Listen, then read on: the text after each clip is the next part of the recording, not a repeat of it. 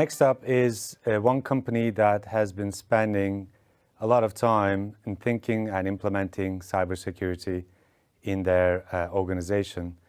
The company is Ikea, and given that quite a federated organization that they are, covering shops and operations globally, we thought it would be good to hear about their experience and how they are approaching this and what they've been doing in the last few years after observing what happens to their peer organizations.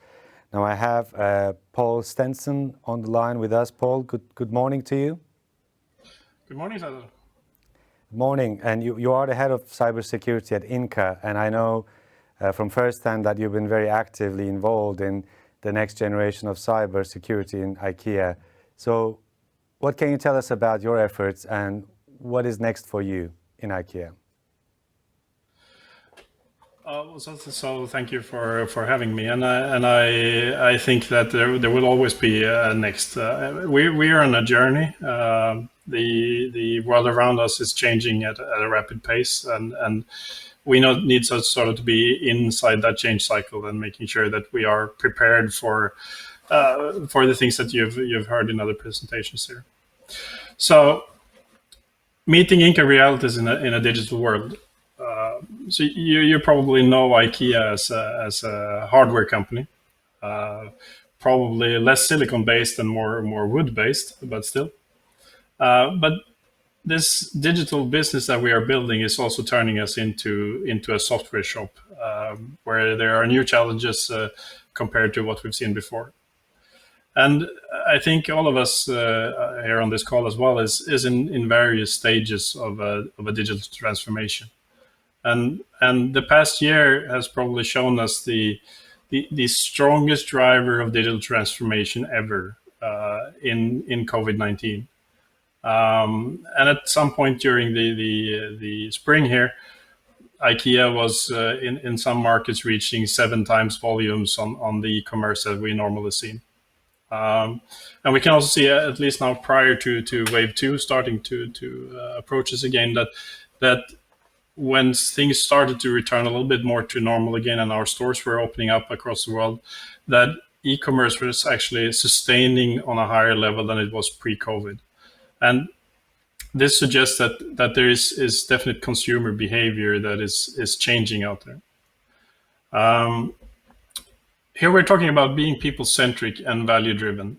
And for me, this is essentially leveraging what is the foundation of Ikea, the two most core and central strengths that we have.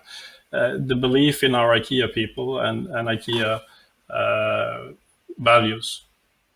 So I always tend to start my presentation with a slide like this, which starts with our vision of creating a better everyday life for the many people. And this influences everything we do. The products we develop, the ideas we share, the materials we use. So basically every little thing of what we do as a company. So next slide, please. So as I said, I'm Göran Stensson, and I'm heading up our cybersecurity capability area at Inca. And that means operationalizing the security, privacy, and compliance parts of our work. And I report into the CTO of Group Digital.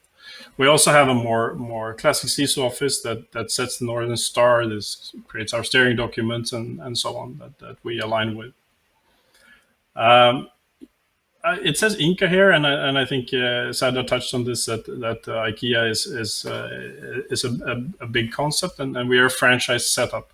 And Inca is our the main franchisee of the Ikea brand, and basically we own and operate. So most of the meatballs you've eaten, most of the furniture that you've bought at Ikea is probably coming out of an Inca store.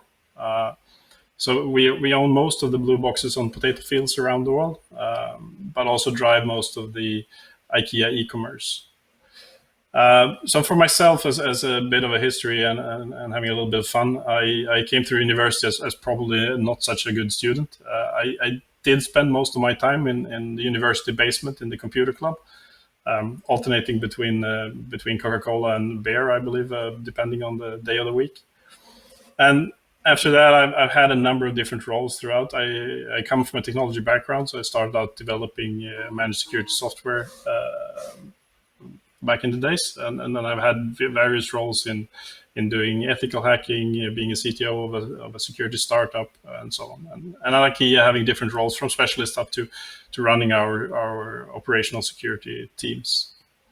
As a short fun part, and coming back to the strength of our culture and values, I have a few role models in here. I was asked in a internal education to connect people that I believe is representative for me and for some of our values, and I picked these ones. And Gandhi as a start is for me the embodiment of togetherness and the change you can drive in the world by togetherness and using people for that good change that you want to drive.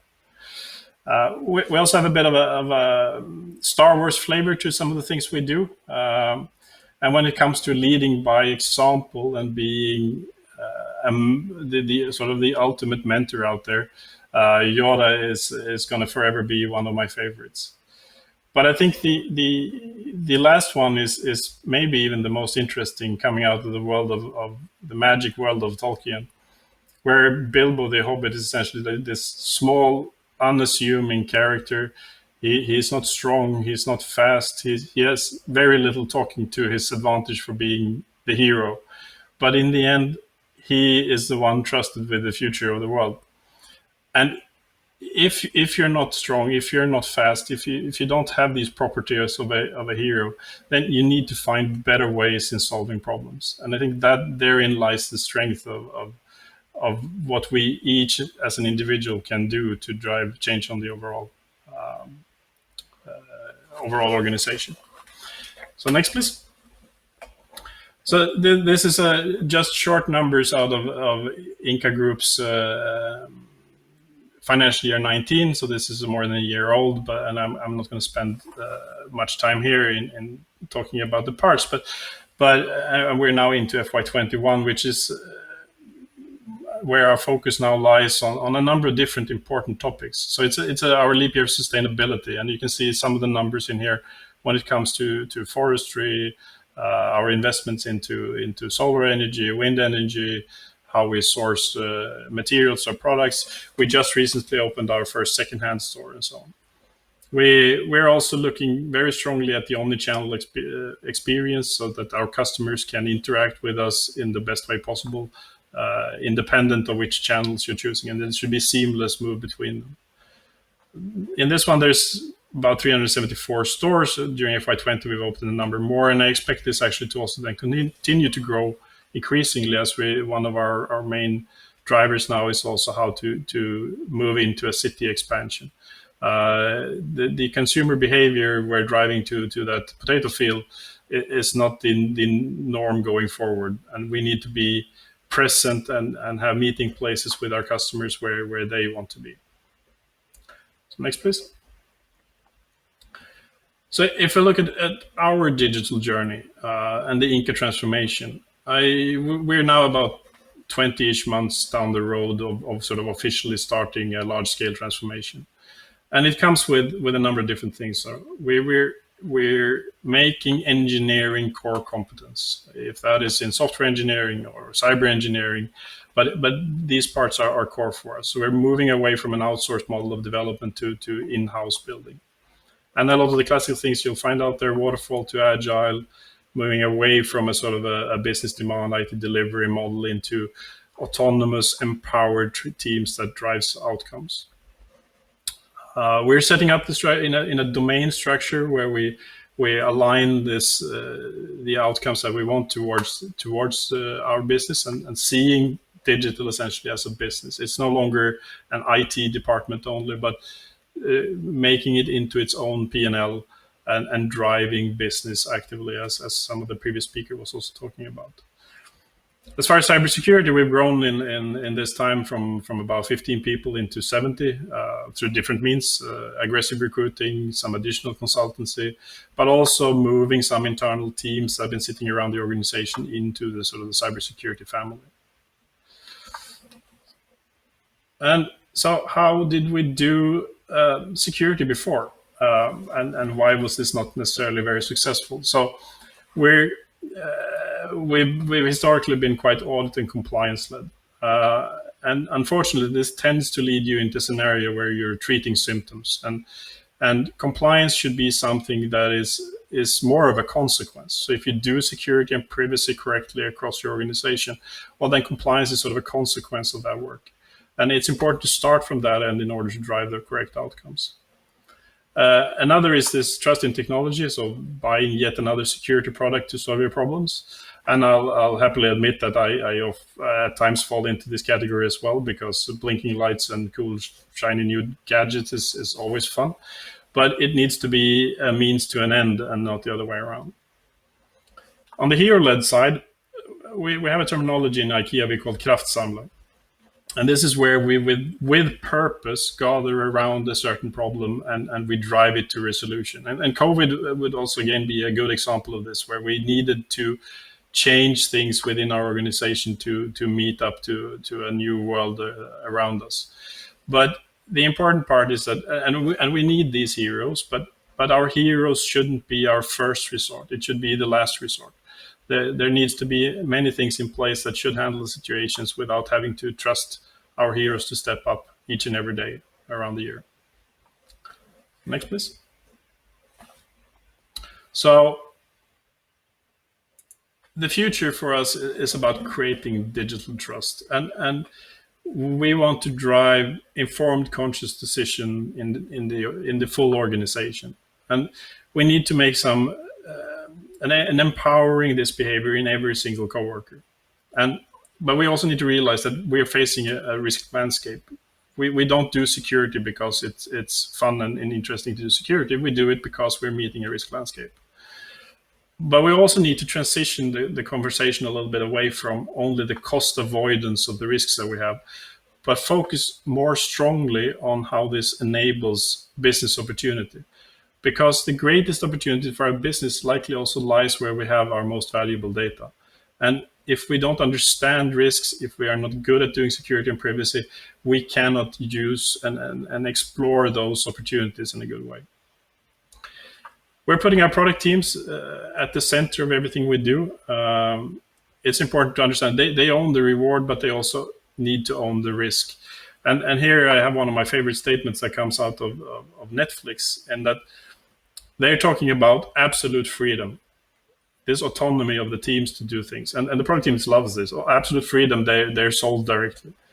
But Netflix has two parts to that statement. It's absolute freedom and absolute responsibility.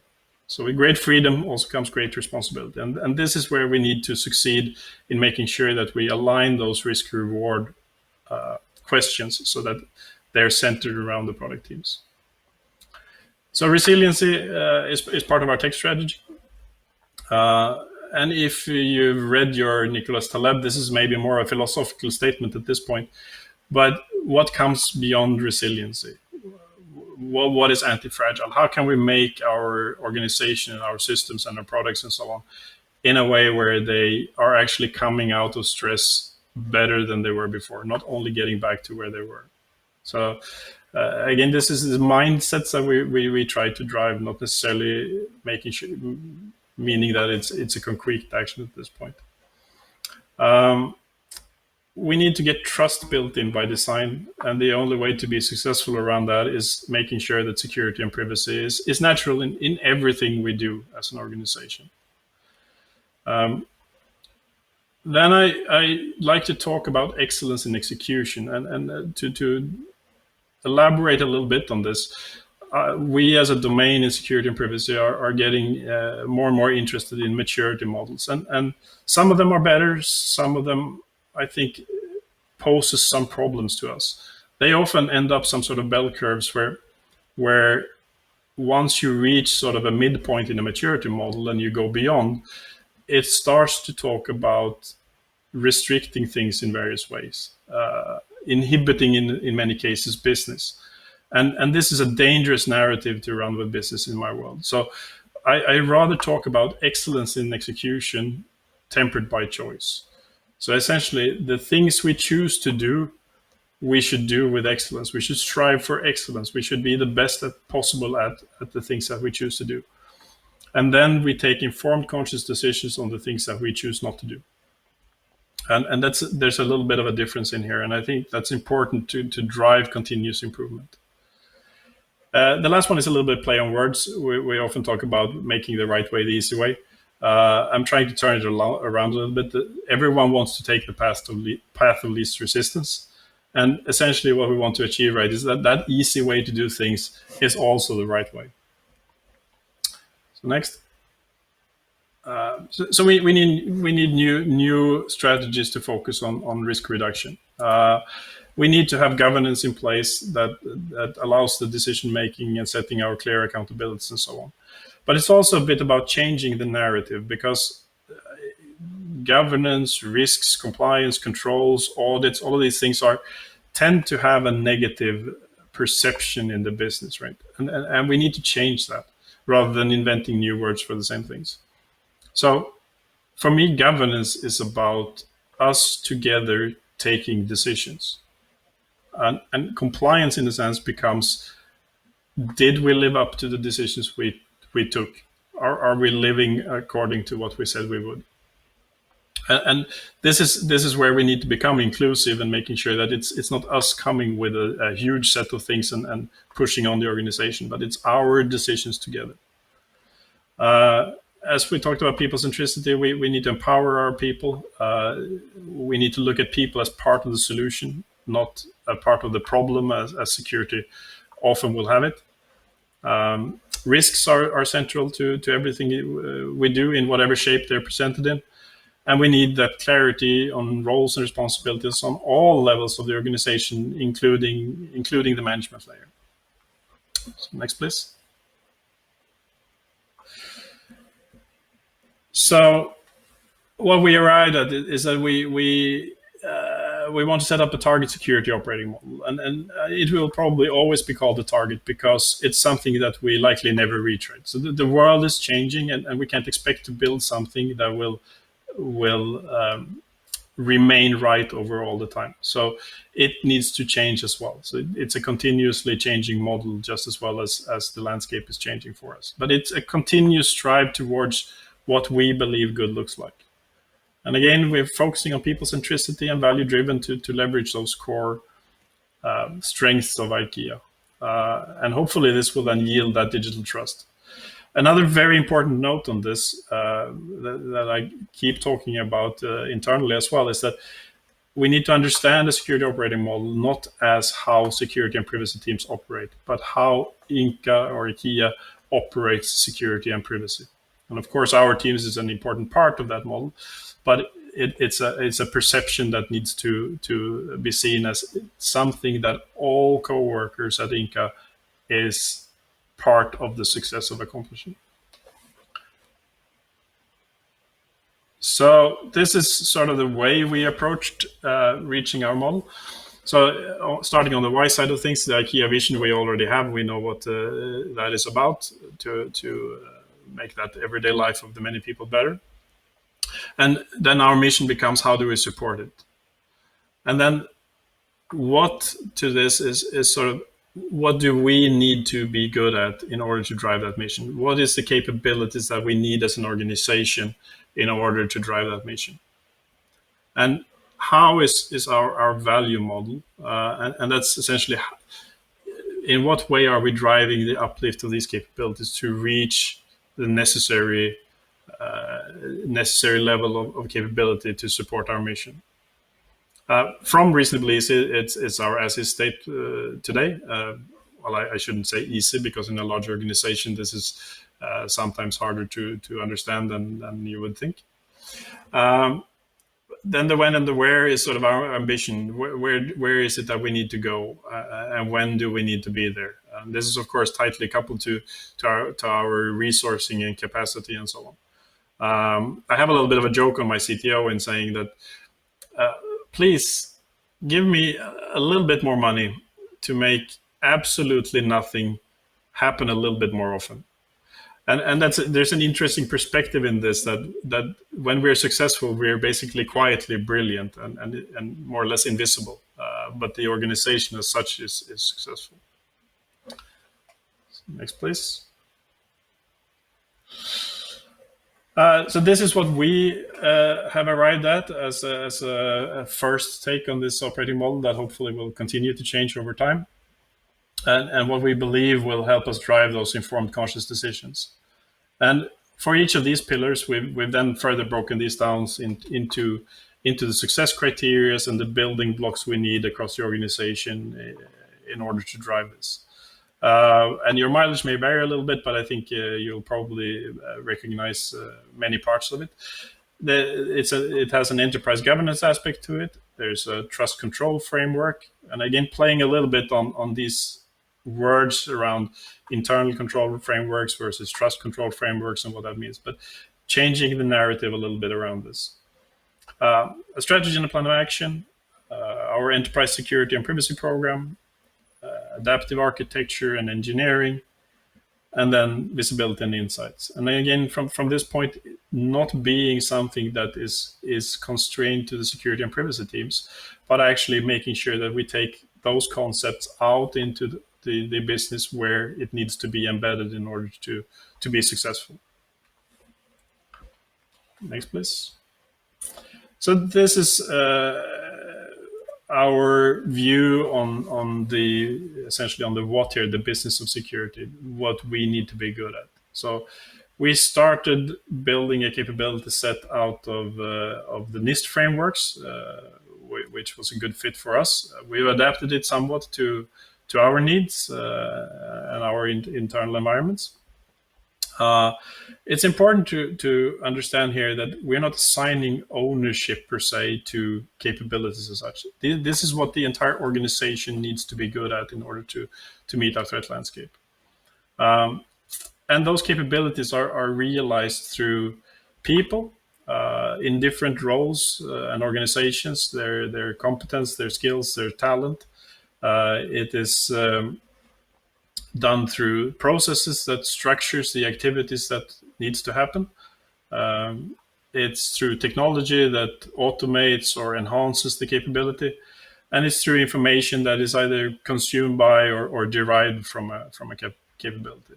It's a little bit of a busy slide, but it's also super important, as previous speakers were talking about here, that we need to prioritize. So where do we get the most impact for our investments? So we can't become super good at everything at the same time. So we need to prioritize between that, whether that's improving our governance aspects or our detection and response capabilities or our privacy aspects or whatever it is. But this is an important internal dialogue in understanding and of course facing off towards the risks that we're seeing. Where do we need to create those uplifts? And now if we look at the value model, and I won't dive too deeply into this, but essentially we're working with objectives and key results in trying to drive our outcomes. And this is absolutely hard, and I can't say we've solved the problem, and it's going to be something that we continue to struggle with and challenge and improve as we go. The left side is easier to handle. So what activities are we going to do? What kind of deliverables do they generate? But understanding the value they create is harder. And if you compare it to more project-based work since before, where you would have, say, 15 deliverables over a year cycle, and then after you've done 5 of them, you realize that the 5 out of the 10 that remains are no longer valid. But the old behavior tended to sort of drive you towards completing the deliverables no matter what, because it said so in a project statement. Here we desire to be much more flexible on the left side of things. We have a hypothesis of what will drive an impact, and as we learn and develop minimum viable products, we change those activities based on our new learning, so we get much quicker feedback loops in this. So it's a good model, but it's hard to work and change the mindset behind how we do this. as with everything else, it's a learning experience.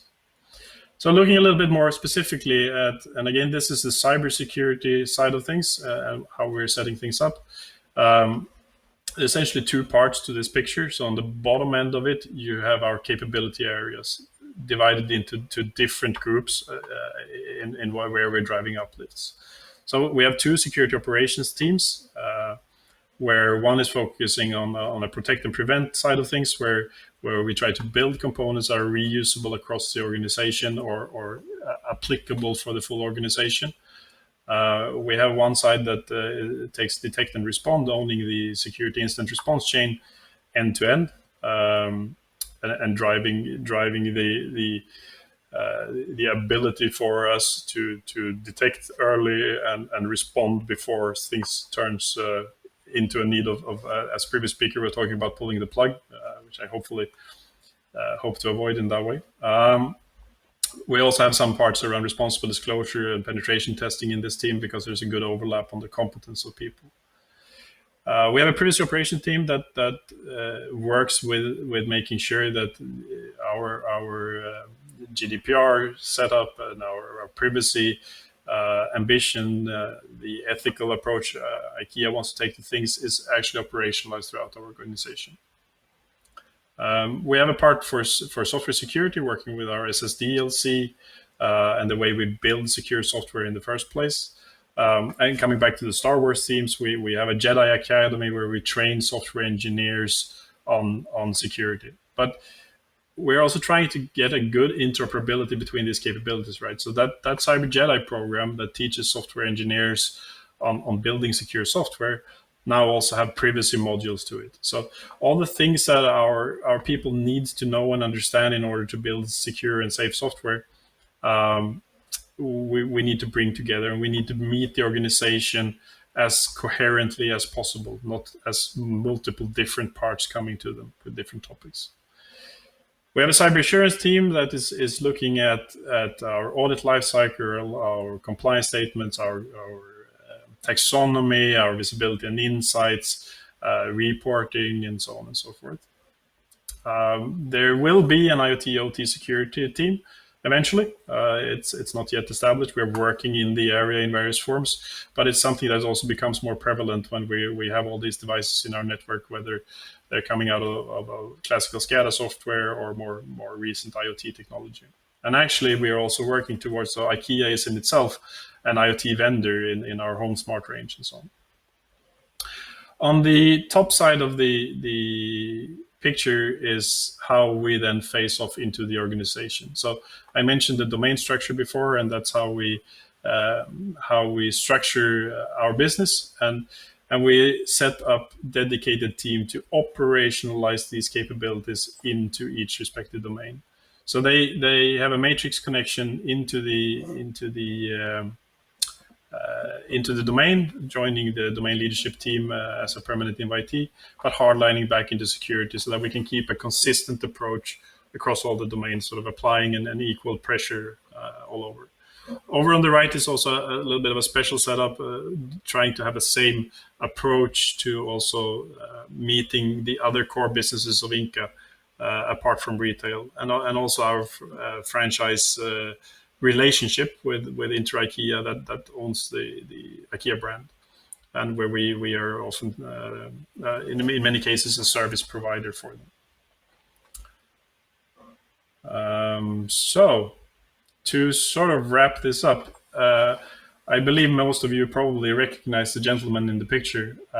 This is our late founder and the first employee of IKEA, starting it all by himself, Ingvar Kamprad.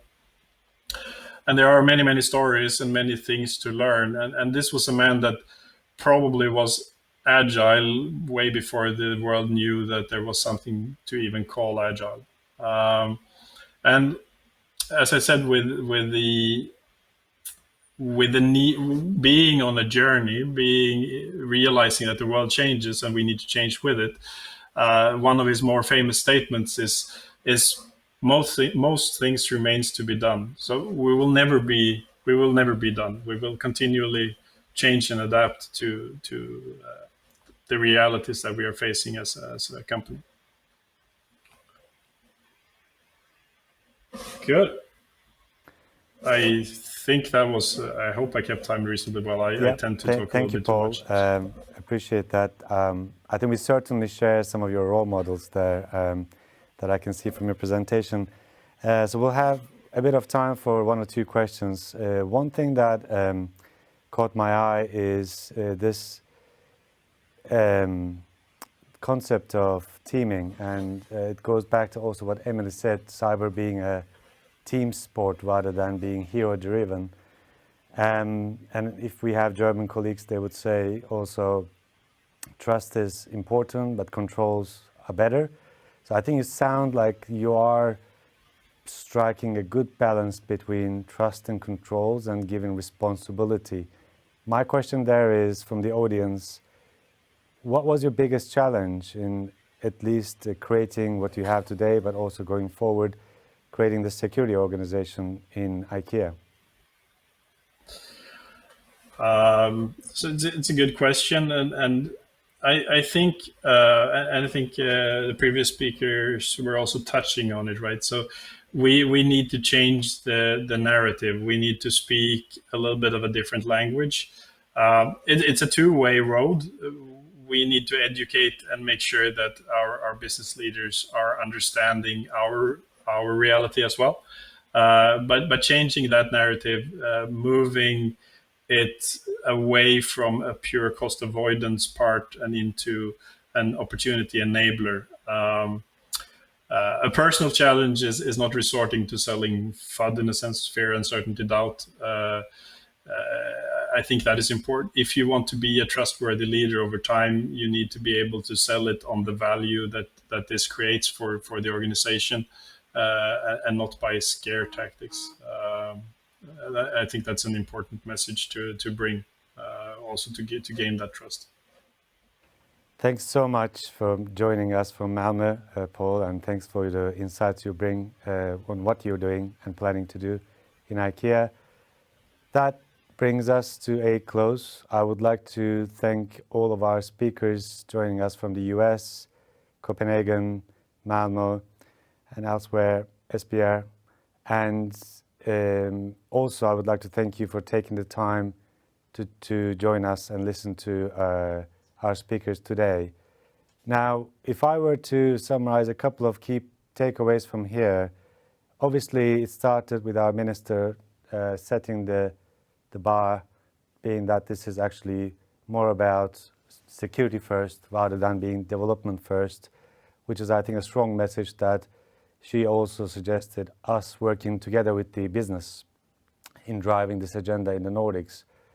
Then we heard from Emily making a good point around how cyber criminals now are trying to do an opportunistic campaign against our organizations and taking advantage of basically the current threat landscape. And she also mentions the importance of the CISO and the importance of teaming in making this a successful implementation for our organizations as part of her 5 secrets. Then we've heard from Blue Water Shipping talking about the race to recovery, and the effort continues to stay ahead of the cyber criminals, also after an incident, to make sure that you recover your cyber operations. And Paul was able to give us some of the good practice on how we can build a federated organization, also embedding it into businesses and into our secure development life cycles, but also what's not to do, things like throwing only technology at a solution that requires business engagement. So those are my key takeaways, but we'd like to continue the discussion in our next webinar on the 14th of December, during which we will discuss the outcomes of our cyber survey. But I would like to bid you goodbye from our Copenhagen studio, and stay safe.